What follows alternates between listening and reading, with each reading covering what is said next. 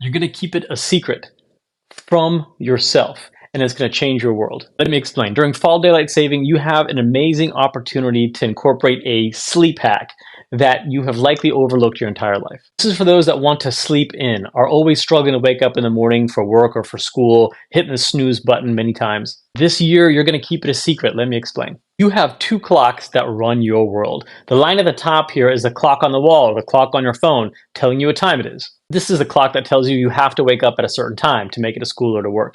The second line represents your body clock, the time in which your circadian rhythm is telling you when to feel sleepy. And for night owls, those that tend to stay up later at nighttime, it's very hard to fall asleep earlier than that time. In this example, the body naturally gets sleepy at midnight, so that's usually bedtime.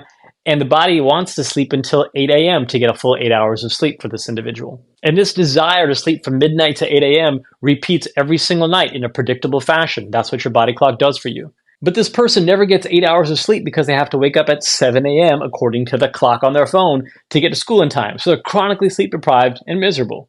Now, this is going to seem so obvious that it's actually not obvious. My body clock doesn't care what time it says on my phone. For example, I'm going to set it to 3 a.m. Okay, now my clock says 3 a.m. on my phone.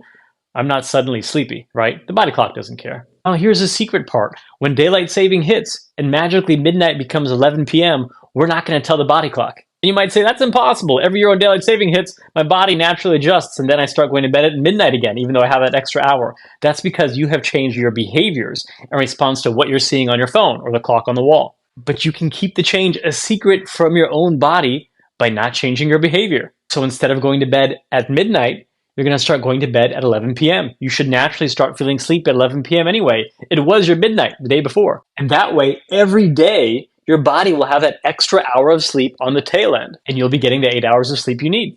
But every year you give away the secret to your body. It only takes one night of endless scrolling. Your body's going to know, wait a minute, you're up later than you typically are. You're getting lots of light in your eyeballs. I'm going to shift my body clock late. And then you're right back in the same rut you are now. And you're going to do it again this year, aren't you? Aren't you? Listen, I'm not mad. Just a little disappointed, I guess.